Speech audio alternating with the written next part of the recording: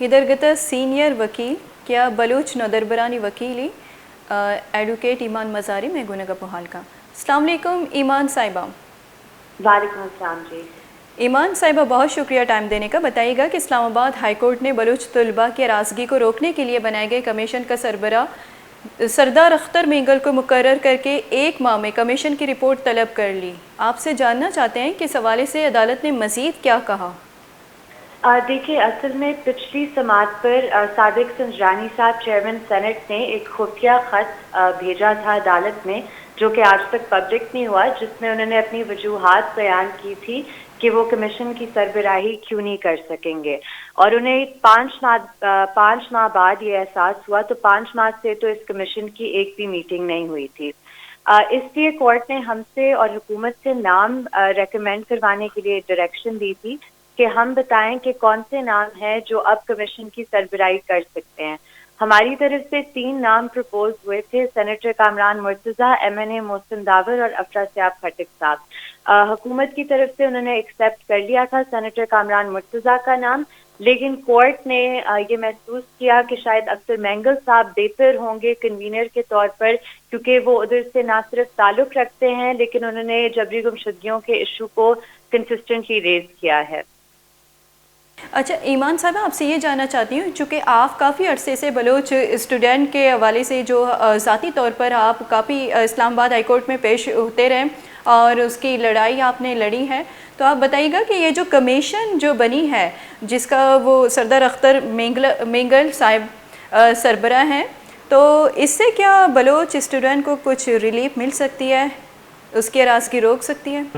देखिए, हमें तो उम्मीद है कि रिलीफ मिलेगी और मिल सकती है और मिलेगी इंशाल्लाह, क्योंकि इनकी जद्दोजहद 21 फरवरी से जारी है। स्टूडेंट्स हर फोरम पर गए हैं, सदर साहब से मिले हैं, इंटीरियर मिनिस्टर से मिले हैं, इंटीरियर सेक्रेटरी से मिले हैं, मिनिस्टर ऑफ ह्यूमन राइट्स से मिले हैं। तो हर ऐसा कोई ऑफिस नहीं है जो ये स्टूडेंट्स जहां वो ना गए हों।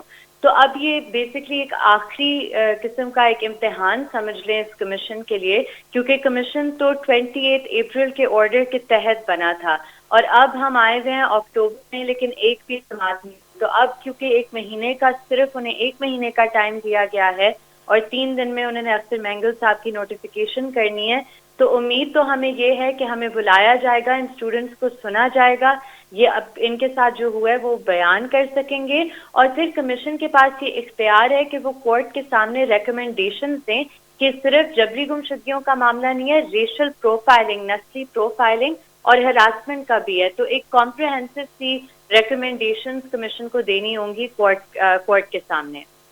ईमान मज़ारी साहब, चूँकि आप बलोच तलबा के वो वकील हैं, तो आपसे ये जानना चाहती हूँ बुनियादी तौर पर, चूँकि आप उनके कैंप में भी गई हैं, उनसे बातचीत भी की है और उनके केस को भी आप लड़ रही हैं, तो आपसे ये जानना चाहूँगी कि बलोच तलबा के चैलेंजेस क्या हैं, क्या मसाइल उनको दरपेश हैं?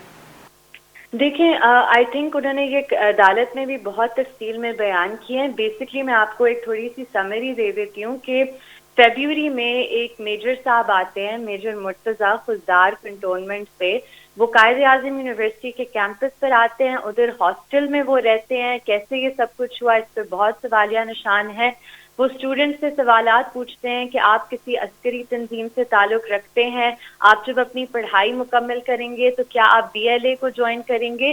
तो बहुत मतलब ऑफेंसिव और जो उनकी डिग्निटी को स्ट्रिप करने वाले सवाल है वो उनसे उनके कैंपस पर पूछे गए। कैंपस जो एक महफूज एनवायरनमेंट होनी चाहिए उनकी पढ़ाई के लिए। इसके बाद लातादाद स्टूडेंट्स को उठाया गया, चंद को चंद दिनों बाद या चंद हफ्तों बाद या चंद महीनों बाद रिहा किया गया, लेकिन अभी भी बहुत से स्टूडेंट्स हैं। मसलन फिरोज अहमद जो 17 साल का बलोच स्टूडेंट है पिंडी के एरिड एग्रीकल्चर यूनिवर्सिटी को में, उसे 11 मई 2022 इसी साल उठाया गया था। 4 माह से ज्यादा हो गए हैं, लेकिन कोई अता पता नहीं है कि वो कहाँ है, किसकी तहवील में है।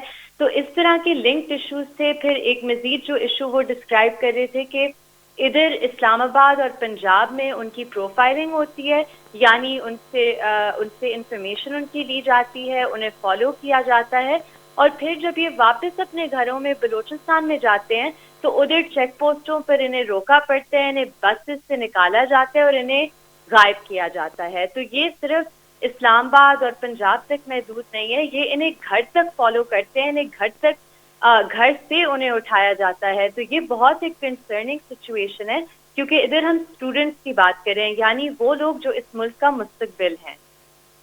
بہت شکریہ ایمان مزاری صاحبہ ویش نیوز کو ٹائم دینے کے لیے. بلوچ اسٹوڈنٹ وکیل ایمان مزاری کیا بلوچ اسٹوڈنٹانی ہراس کے حوالے چی این ترسبیم دیا گیا حوالے چی یعنی کیس ہستی لڑ گئی اسلام آباد ہائی کورٹ مروچی پیش کوتا وری حوالے چی سردار اختر مینگل کمیشنے یک جوڑ کنک بتک سردار اختر مینگل کمیشنے سروک مقرر کنک بتک کہ یک ماہی تہا رپورٹ پیش کنگے پرمان دیگ بتک عدالت نیمگا چے مزید میں گنہ گپو حال کنگے گپو حال شما دلگوش کت ندیم ترے حالان دلگوش کریں.